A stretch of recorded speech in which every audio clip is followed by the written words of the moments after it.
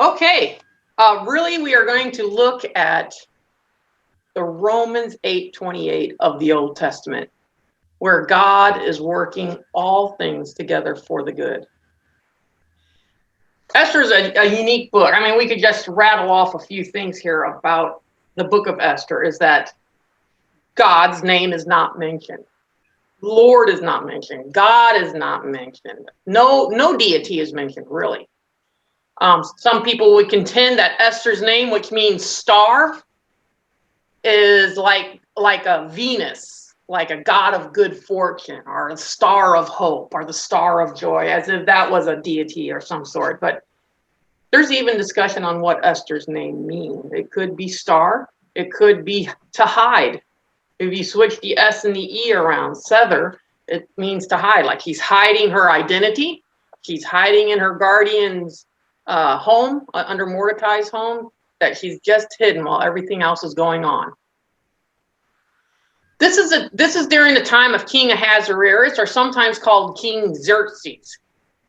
It is between 485 and 465 BC. As you read your Bible, it is between Ezra chapter 6, and Ezra chapter 7. Now, if I was the compiler of the Bible, if I was, there would be a few things different, but one of them would be, the Bible would be chronological. And if you go out and purchase a chronological Bible, because they do exist, chronological Bibles are hard to find. CPH does not have.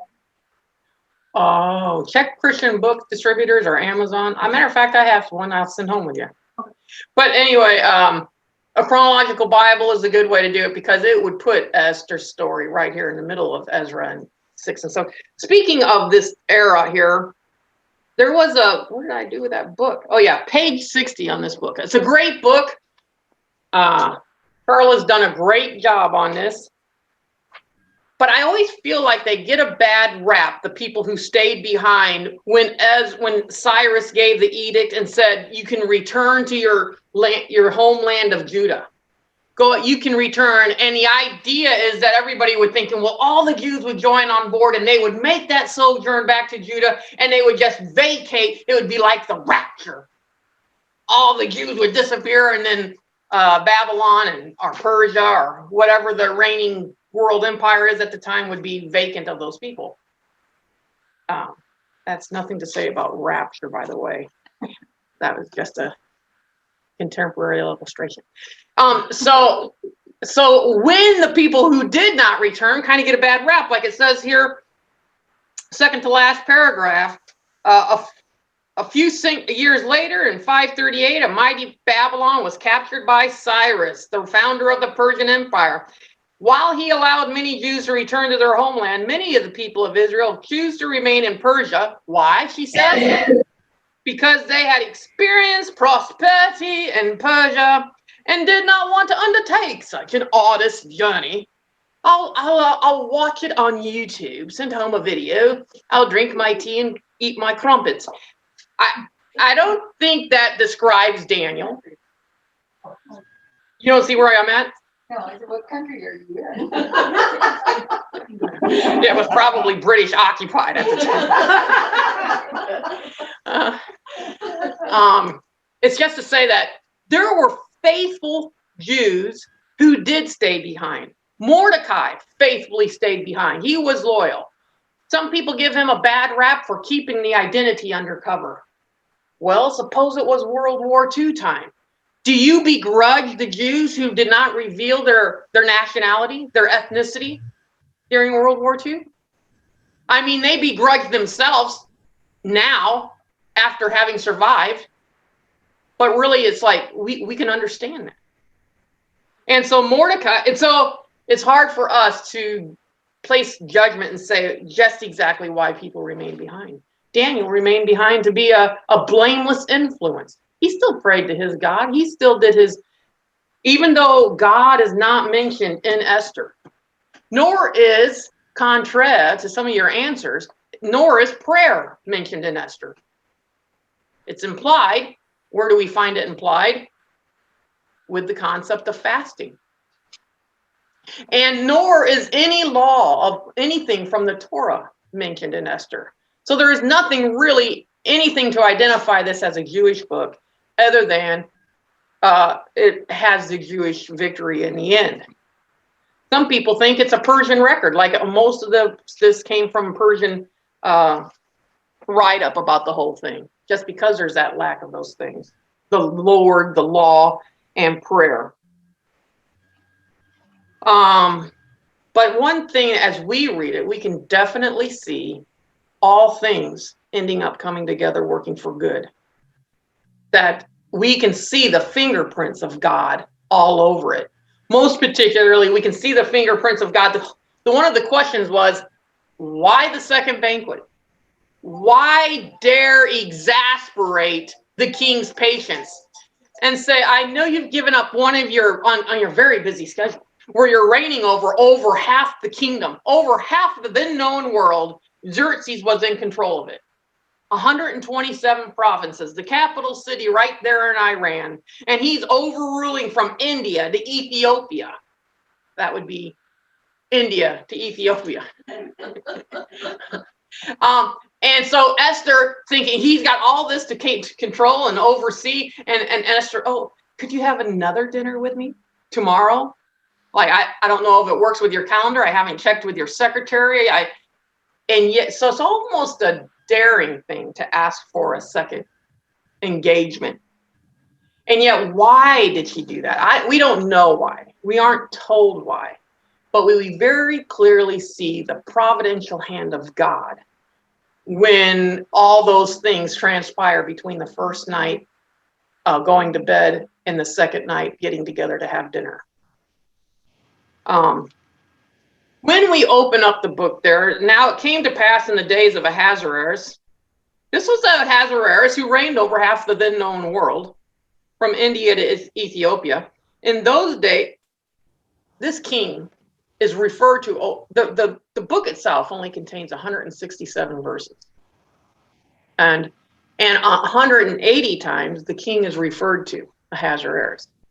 And really, there is no woman more mentioned in all of Scripture than Esther. It just happens to all be in the book of Esther. 55 times Esther's name is mentioned. That's more than any other. And the runner-up would be Sarah. If you count Sarah and Sarai, she's mentioned 51 times.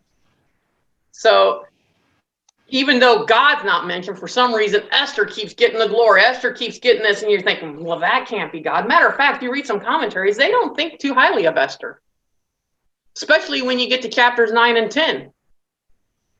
When she makes a second appeal, the king says, you don't look very satisfied, Esther, about the day, how the whole day went down where you defended yourselves. And Esther's like, I want one more day of this. I want one more day to execute the enemies of Jews. And they just say, that innocent child that won the beauty contest back in the day, she's become hardened. She's become cynical. She's become bitter. I don't think that's the way to look at it. But anyway, it's just to say, more than half the commentaries give her a black eye, judging from this side of the cross how she behaved that side of the cross. Back in the day when it was eye for eye, when it was a tooth for tooth, when it was one for one, we're judging it in terms of love your enemy. Really, if you look at Exodus 17, God says, I am going to destroy the Amalekites, the Agagites. He declared it. 1 Samuel 15, Saul was supposed to destroy them. Of course he didn't.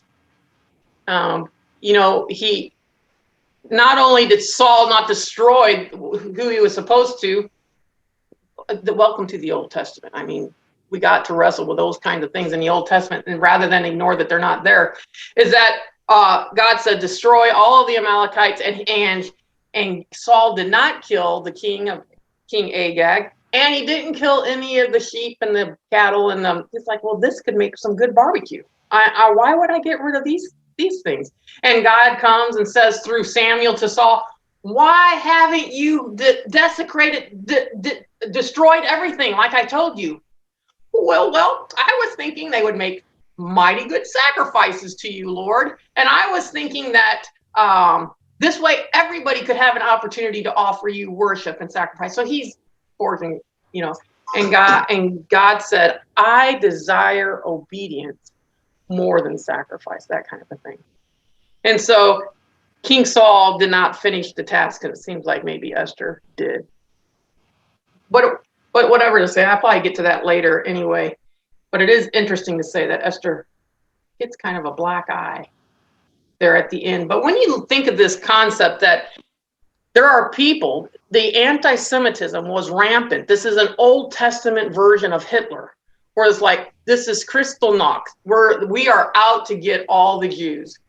We're going to make it an edict. The king unwittingly adhered to it. And people are ready. Matter of fact, after the edict went out that the Jews could defend themselves, for some reason or other, over 75,000 people still think we can take them. It's worth the effort. I'm going to go out and do it. You couldn't think of anything better to do with your day? You couldn't think of a picnic you could have with your children or grandchildren? But no, I'm going to take on those Jews and fight to the death. And they did fight to the death. And Esther saw that half of them were running. And she says to the king, I need another day. Well, I've given you a day. Isn't that enough blood going on? And she says, they have gone in hiding. And as soon as the 24-hour period that you have given us the right to defend ourselves closes, we're going to see them come out of the woodwork. So if you could give us another 24-hour period so that when they do come out of the woodwork, the Jews can't defend themselves, to the kill. And then they rushed headlong into the battle and ended up. I really did not mean to spend that much time on it, but it is to say, I think you see the wisdom of Esther there, recognizing in order to get total eradication of this pestilent sin in my life, of these wrong thinking, of this wrong behavior, of these temptations, as we spiritualize it for our own edification, is I've got to deal radically with it. I will not win the battle. I won't win this skirmish, put my sword away and say, I won the war. No, I'm going to stay prepared. I'm going to avoid walking by the bar. I'm going to avoid hanging out with people who socialize with a lot of drink. I'm going to avoid the old haunts that would beckon me. And maybe I was provoked to drinking because when I screwed up at work, I think, I'm such a dirty rascal. You know what I need? I need a good stiff drink. And I'm going to avoid, if I screw up at work, I'm going to recenter my thoughts. So don't put your sword away is basically what Esther's saying. Always be prepared. Always stand for the ready. Stand watch. So that's how I deal with that whole violence in the Old Testament for my spiritual life, is to just make it a metaphor of what sin and temptation and those kinds of things are. Deal radically with it. Matter of fact, the idea is the Lutheran way of dealing with, say a woman comes to her pastor and says, oh my gosh, I can't stop thinking about my boss. I just think he's a cat's meow. He does everything right. Whatever he says, it's just so, and I never, sometimes I with my husband, I think, I wish I was with my boss, that kind of thing. And the Lutheran way of dealing with it is just cut it off, quit the job, be done with it. I don't care if it puts you in financial crisis. Deal with it that radically. It might be the only reason I say that is Lutheran is probably a good Christian way of doing it too. It is a good Christian way. It's a good Old Testament way of dealing with it. Cut off your right hand if it offends you. Pluck out your eye. That kind of thing. Not to be taken. All right. Okay. Esther. It's very interesting. When I teach how to study the Bible, is that when you go through a narrative, especially a narrative story, not so much Paul's doctrinal stories, edicts, but is to ask yourself, is there two things that could be compared? What can be compared? What can be contrasted? In other words, who's wrong here? Is it Ahasuerus or is it Vashti? Well, if you're a woman, clearly Ahasuerus it was all his fault. Getting drunk for 7 days And then coming up with this bright idea to parade your wife around in a crown. I don't know if that means only her crown or what. Whose bright idea was this? Why didn't you give me any leadway? Here I am throwing the own parties for the ladies, and then you come up.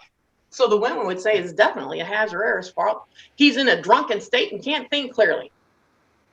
Sometimes we think, oh, we write our best poetry when we're intoxicated. Yeah, read it when you're sober. Let me know how that is. I get so inspired when I'm so exhausted I can't see straight. And then in the morning, like, what is this gibberish? Same way with anger. We'll see that with Haman. So, but if you're Vashti and you're looking at, man, I have just conquered Egypt. I've just gone down to Egypt. I've won. I've added provinces to my kingdom. He's there. His capital sits in Iran, and he's expanding his kingdom. And then he's got the bright ideas. He's got his targets on Greece. And he's trying to rally the troops and rally allies together. He throws this half-year-long party. And they're all reveling together, and he's got servants as well as leaders there. This is a big deal. And then he says, we can do it. We can conquer Greece if we ally together. And I'll make sure this happens, and I make sure that happens, and I promise I'll do this, and I make sure that happens. And they're like, wow, you must have a lot of authority. Yeah. Not only that, I've got a beautiful wife. And he goes to Vashti. He sends messengers to Vashti. Hey, come on out and dance for my friends. And she says, you're out of your mind. And everybody around the room's looking at him like, I'll make sure this happens, and I'll make sure that happens, and I promise that. You can't even get your wife to dance in front of us. What makes you think you can move a whole legion of troops against Greece? You can't get one person to move. So he's thinking, oh my gosh, I'm going to lose total face here. Everything that I have been working towards to get this union together is going to be thwarted by my wife's insubordination. And so the men in the room, you say, who's at fault here, Vashti or Ahasuerus? And definitely Vashti. I mean, obey your husband. It's it right there. That's right, you see. Oh my goodness. And the answer is, listen, they're both at fault. The number one thing that ruins a marriage is lack of communication. Neither one of them communicated using big boy words. They might do their little temper tantrum, and they do their little hints or their little secret cues and hope that you catch on. Could you tell by how heavy I sighed that I really wanted it? You didn't say you wanted it. You just went, that means the same thing. You know how that goes? And so they just did not communicate there. And I'm not for sure who's at fault. Maybe it's a little bit of both. But I do know this, to make requests of people after 7 days of drinking is probably going to be hard to defend yourself. So that's what I mean, when you go through and study to find these comparisons, how could we compare what Esther, as the wife of Xerxes, compares to Haman's wife? How do those two wives compare? So Xerxes makes this decision. He allows this edict to go out that all the Jews shall be slaughtered. Free genocide. You have our permission from on high. And Esther prevents him from running headlong over the cliff and touching the people who are the apple of God's eye. She saves Xerxes. She saves really the people of the land. I mean, it seems like she killed the people of the land. Well, she killed He did kill those who were enemies, but not his whole kingdom. It would have been a devastating. Meanwhile, Haman's wife, you know what you ought to do, Haman? You tell that Mordecai, build a gallows 75 feet high and just picture him swinging there in the wind. It'll be all him. You go. And she's just egging him on to destruction. And then he comes home and he says, oh, things are looking real good with the queen, and you do it. They're just egging him on, feeding him fluff, as if to say, we don't care for your soul. Wives have great influence over their husband. It can save their kingdom, or it can destroy them. You go build a gallows. And then when it came time, one of the eunuchs informed the king, Hey, you're wondering what to do about the enemy that Esther pointed out? There's a gallows that he made. And all of a sudden, even the eunuchs are turning on him. So, when you read through scriptures, to keep in mind these comparisons. How does Mordecai not bowing down? He is not going to listen to those who have authority over him, whereas Esther is like an orphan, a young virgin, and they say, you've got to come to the king's harem. Come. And she's like, well, that would, as I'm reading it through my 21st century eyes, that's a good time to take a stand. That's a good time not to bow down. But she went, and she did exactly what she was told. Whatever the eunuch told her to do, that this is going to impress the king, she did exactly what they said. Why does Mordecai, not bowing down to be applauded, and Esther's basically bowing down, get to be applauded? So wrestle with that. Find out why this juxtaposition. What makes the difference? Is there a difference? Was there a right and wrong way of going about it? Daniel, the eunuch comes to Daniel and he says to Daniel in his story, hey, this is what the king wants you to eat. Let's pig out. And Daniel says, no, I'm not going to do it. I need vegetables only. Whereas Esther, they say to Esther, this is what the king wants you to eat and this is what he wants you to wear. And Esther's like, no. Oh, no, she didn't say that. She said, whatever you say, where you lead me, I will follow. Tell me what to do. I don't have a clue. I'm going to do whatever you tell me to. So you just keep looking for contrasts and comparisons as you read through a narrative. Who can you be juxtaposing against each other? Yeah. On and on that could go. You could do that in Ruth. Same thing. So that's just one of the things to do as you go through these 167 verses.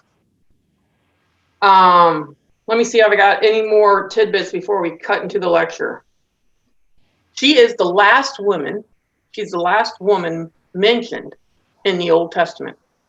I know it's not the last portion in Scripture because you've got Job all the way to Malachi. So Esther is the last Old Testament woman. Like I said, it's around 470 BC that's going on here. So even though you got Job all the way to Malachi left to read, which is a lot, but you just got to remember, it's like you've got Genesis to Esther, and then again, the history is written Job to Malachi. It covers the same period of time. And Esther is the last woman mentioned in the Old Testament. And she is the only woman born and does not ever live in Palestine that we're given the name of in the Old Testament. She's the only Jewish woman in the Old Testament that did not live or was born in Palestine. She was born into captivity. So that's interesting. She shows up all kinds of places. Her family was captured about 600 BC. It was against the law. There's a law written in the Persian rule that a king who is of a royal line, anyone, king, prince, anybody, anyone of a royal line must marry a wife who belongs to one of the 7 great Persian families. Esther does not qualify. So really, King Ahasuerus here went against prejudiceness, and he went against the law. Couldn't change the law about how the Jews were going to get destroyed, but he was willing to he said, I did it in ignorance. I'm absolved. You might have that kind of a feeling. And then we could compare those who left Persia and those who stayed behind. Those who stayed behind, we do not get a negative reading on them from Scripture when we read Daniel and Mordecai and Esther and Shadrach, Meshach, and Abednego. We get some pretty great heroes of the faith of those people who stayed behind. So don't be too hard on them. One other great mystery here. I find it interesting that Esther hid her identity based on Mordecai's counsel. She hid her identity from her husband. The question that came to my mind as an unmarried person, I don't know why, can you keep secrets from your husband? We got a 50-50 vote going on in here. Depends what it is. Okay, so by democracy, the rule is 50-50 based on head shakings and head noddings. Yeah, I don't have that problem. I would tell my husband everything. No, maybe I wouldn't. But anyway, that is interesting that Esther thinks that this is not the time, this is not the place. I will be true to. So it's not like Esther wasn't being true to him. But she did come clean when it was the most opportune time. And another interesting thing that I'd ask is not only what can a wife hide things, not even to her husband, we can hide things to other people, right? There are some things you just say, I'm not going to tell that person everything or that person everything. So there is some wisdom in us waiting for the right time, discerning the time. Should it even be told? And I'm just wondering if that same kind of philosophy could become brought into a marriage. Secondly, the idea of when Haman is at the second banquet and Esther says he is the foe, the enemy, it is him. King Xerxes, who is given to emotion, he's very emotive. Sometimes he even lets feelings rule when he ought not to. We'll talk a little bit about anger, maybe. He at least does this. He goes out of the room and counts to 10. Good for him. He must have learned that from his counselor. When he is angry, he got up. Don't make me talk to you just yet. He walks out of the room. He counts to 10. Breathe in. Hold it. Breathe out. And he does it. And he walks back in. And what does he see? He sees Haman on his wife. And he says, will you also now attempt to defile and accost my queen? And nobody bothered correcting that. Nobody bothered clearing up the error or making that right and saying, oh, but I think you have a misunderstanding. You know, I want to make sure that we're not I don't have anything to worry about. I'm not married. So I'm not saying pro hiding or anything, but I just find it fascinating that Esther did not feel the need to clear the error up on that. He's not raping me. He's trying to kill my people. And Ahasuerus seems to have made a decision based on that erroneous observation. And nobody bothered to clear it up. So anyway, things that you wrestle with as you read through the book of Esther. I do just want to say about anger. We see Haman overtaken with anger. And the Bible has a lot to say about anger. People may think, I am the most honest when I'm angry.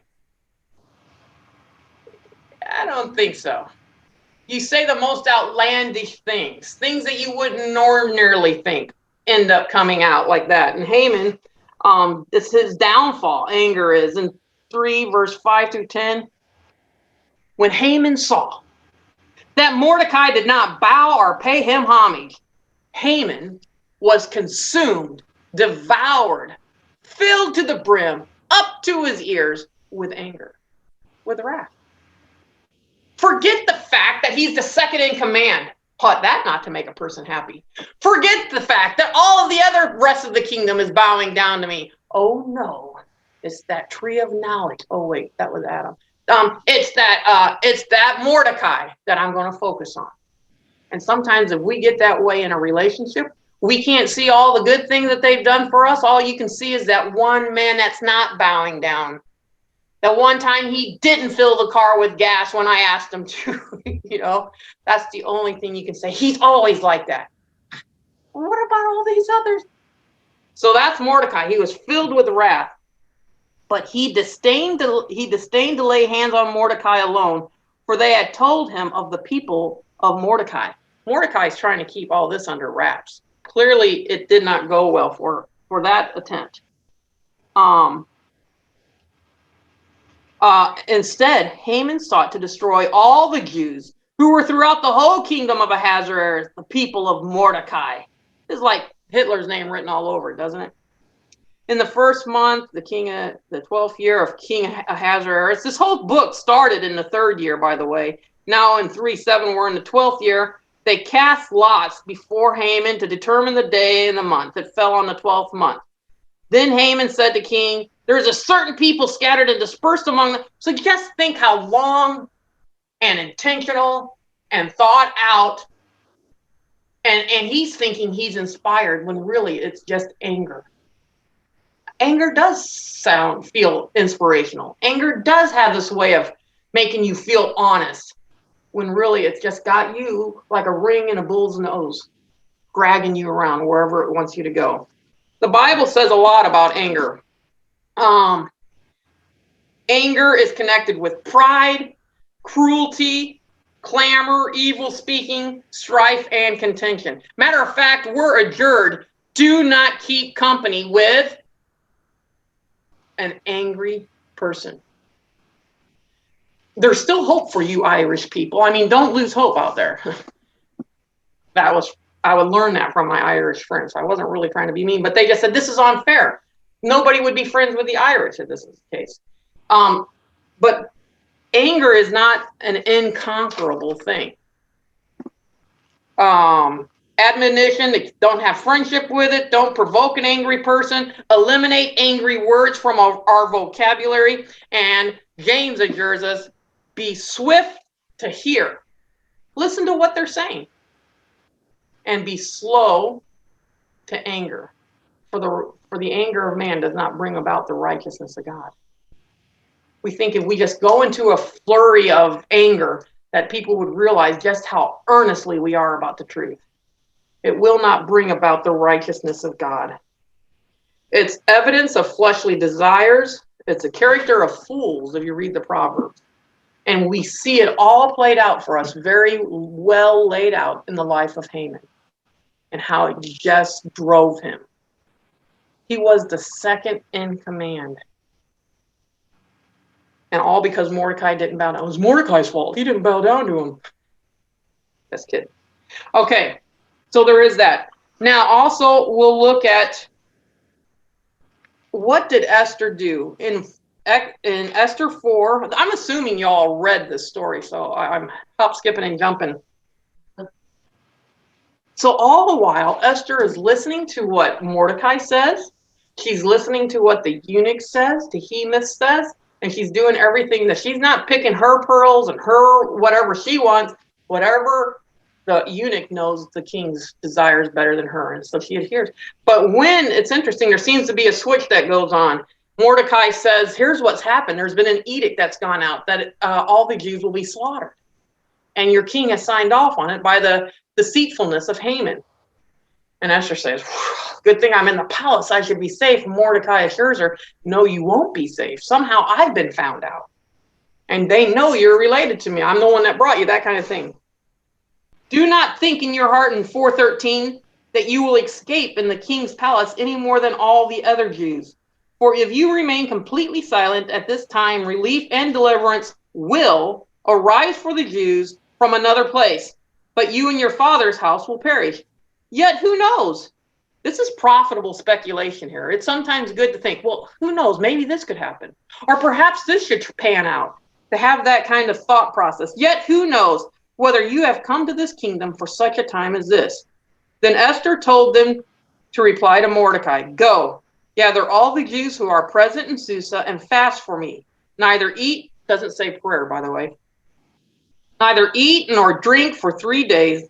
Night or day, my maids and I will fast likewise, and I will go to the king, which is against the law. And we know how precarious that is. You don't know which side of the bed he's waking up on. But I will go to him, and if I perish, I perish. And here's a change of roles. Mordecai went his way and did according to all that Esther had commanded him. So there's this mutuality going on. This isn't a married relationship. This is like a cousin relationship. More than likely, this is actually Esther's mother's brother, an uncle-niece relationship. But whatever the case may be, she's always been doing what he says. She says something, and Mordecai's like, I'll do everything you commanded me. And she's got the cause of her people in mind. Even though she's been elevated and she's become a rock star, she still remembers from when she came. You got to give her credit for that. And so the first thing she does is she seeks divine guidance in this time of difficulty. It doesn't say prayer, but why else fast? It's not like if I fast, and I'm weak, and then I can go to the king with wobbly knees and shaky and, not enough energy. Really, the converse is true. If you're getting ready to go to an important meeting or a gathering of people, like every time I do a social event, I try to make sure that I'm not hungry, that I'm not angry, that I'm not lonely, or that I'm not tired. I'll take a power nap. I'll eat a Snickers. Well, not a Snickers, really, but if you watch the commercial, it makes it sound, So it's to make sure that all those areas are taken care of so that I'm less likely to say something offensive or get upset with somebody. It's to be mindful of our body, to make sure that it joins our spirit in being able to share and minister to people around us. Well, Esther's not doing that. She's fasting. Well, it's clearly because she's taking a different approach. I need God. God's got to save. Because he even says, he doesn't use the word God, but he says, if you remain completely silent at this time, relief and deliverance will arise for the Jews from another place. He doesn't say God will bring a deliverer from somewhere else, that God will raise it up. But it's like this implication. Have they become so adept at hiding their identity, who they are, that they've eliminated God from their vocabulary? And that they just use words that they understand. Oh yeah, prayer, that means fasting. That God, a deliverer will rise up. That means God will raise them up. So she sought divine guidance in this time of difficulty. It's the same thing Hannah did when she was having a difficulty bearing children. She went to the temple and she prayed out to God, even when no one else was understanding her. No one else could help her. You see her also as she's doing this plotting and this scheming. She is making observations. She's learning. She's preparing. She's learning from Hemus what pleases the king. She's preparing. She's observing how the king interacts, knowing that he is temperamental, that I need to be wise in how I approach him. That I can't just hope that my beauty will compel him to extend the golden scepter. Oh, good, I got past that ninja warrior barrier. Now, next thing I'm going to do is hopefully he could have right there when he extended the scepter, just like Herod did when his stepdaughter danced in front of him. Ask what you want, and I'll give you up to half the kingdom, Herod said. Did not turn out well. And here, Xerxes says the same thing. Ask whatever you want, Queen Esther. I'll give you up to half the kingdom. Half the kingdom? Let's see. I'll take India. I'll take Iraq. I'll take Iran. I'll take, she could have gone on and on. And she says, I just want a banquet with you and Haman. She could have just blurted it out right then and there. Haman has come against my people, and he's going to kill them on the 12th day of the 12th month. She could have blurted all that out. But notice the restraint. So I feel like there's a preparation going on, just like Sharla writes in her book, where she's learning what human nature is like, what the king's nature is like, having a knowledge of this so that she might know how to utilize it to further the just cause that she has in mind. And so you just find a lot of discernment. It says in Philippians, may your love grow in wisdom and understanding. It's one thing to have just love free flowing, overflowing the banks, and it causes destruction, just like the flood. But if you got the high banks of wisdom and understanding, and you put the powerful force of water in it, you've got power that can be harnessed into energy and hydroelectric and all this, because wisdom and understanding. And I feel like we see that in Esther, where she's channeling this power. It sounds manipulative, but every story in the Bible has this wisdom. Boaz positioning the mind of the kinsman redeemer. Jesus, the way he's walking someone into a trap, so that Jesus saying, how are you going to feed these people? He says to the disciples. He's getting them to that educational point. It's a good teaching, if you ask me. So she's learning about human nature. She's an orphan. She's learning from Mordecai, from the eunuch, observation. And the other thing is when it is necessary, she is ready to renounce herself and exert herself on behalf of others. I am willing to gamble my life for the benefit of my people. We might do our cold calculations and we just think, no, it's not worth it. The investment is not worth it.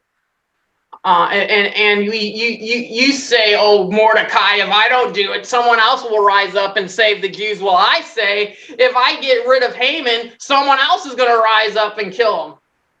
You got Pharaoh trying to kill the Hebrew children. You've got Herod trying to kill off the Hebrew boys. You got Hitler trying to kill off the Hebrew boys. You got Haman trying to kill off the Hebrew. So it's like, so she could have retorted back to Mordecai, well, you may say, if I don't do it, someone else will rise up and save the Jews. Well, I say, if Haman doesn't do it, the next guy's going to do it. I've seen it all throughout history, she says. But she doesn't rationalize her way out of this sacrifice. She commits herself. It doesn't say, I commit myself and the outcome of this into God's hand. She doesn't say that. But you can almost read it into it. Just like we read prayer in there. She says, if that's God's will, so be it. If I perish, I perish. To be able to be ready to renounce yourself and exert yourself on behalf of others' good. That right there shows a lot more of her character than how we might view chapters 9 and 10. And then the same portion, that little portion there in 4 that we read, we have this idea that she seeks out and values the cooperation of other believers. She's not a maverick. She's not the Lone Ranger. That she wants this to be a unified effort. I need help. I am not independent. I am not American. Where America, we honor and exalt and extol independence. I'm a self-made man, we say. Really? You mean you didn't go to school? Well, yeah, I went to school, but I'm the one that made the grades. Well, who was your teacher? Who were your classmates? Who printed the books? Who created the schoolroom that you get to go to? Don't even get me going. This idea of independence being a virtue is not necessarily a biblical notion. And we see Esther here saying, I know I cannot do this on my own. God really meant it when he said it is not good for a person to be alone. And so she incorporates the help of not just the high and lofty Jews, but she even got maids. And I suspect the maids would probably be Babylonian or Persian themselves. She got other people. Value and seek out cooperation from fellow believers. And all that happened right there in verse 4. And then, of course, we know how it turned out. We can look at how she used the knowledge about human nature, how she gained that and utilized it for the 2 banquets. And she reveals the secret to her husband at just the right time. Her husband turns to her and says, what? You're just now telling me this? You know, he didn't at that time. If he told him any other time, maybe the husband would have turned on her and bit her hand. But at the time, the way she unveiled it, he was more mad at Haman than he was at Esther. Romans 8:28. How Esther went about her business, seeking divine guidance in the time of difficulty, understanding human nature, getting to know who God is and what his ways are, and getting to know those around us. Do not disparage the idea of psychology, i.e. to say, i.e. that means the observation of what's going on around us, but always look at it through the light of who God is. Always be that first. That we may end up having to sacrifice ourselves for the sake of others, and that we should ask for the cooperation and value the cooperation of those around us. I liked the way Sharla brought out, take courage. In other words, courage is not something that we can lather up. Like if I could just do a little hocus pocus, put a little this in there and a little that in there, and then out pops courage. It's not something that we can make. We can't just make time or make courage. It's something that you're going to have to take. Take time and take courage. I like that. And the only place you can get courage is from the Lord. Or actually, you can get courage from a bottle. But it always ends up disastrous. Somebody loses their head. You end up getting a divorce because you won't dance in front of your friends. It's just not good. And that is all I have for today.